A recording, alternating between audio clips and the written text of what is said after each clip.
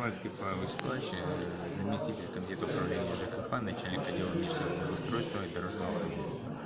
Значит, администрацией размещен контракт 31.05.2019 года для получения подрядчика на капитальный ремонт дорог.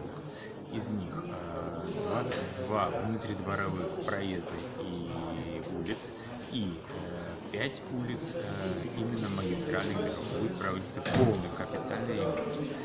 Значит, ориентировочно подписание договора планируется после завершения процедуры на вторую половину июля.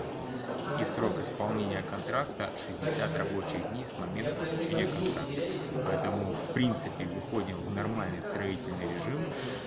Именно период, когда будут положительные температуры, и к началу сентября, с середины сентября планируем завершить эти работы.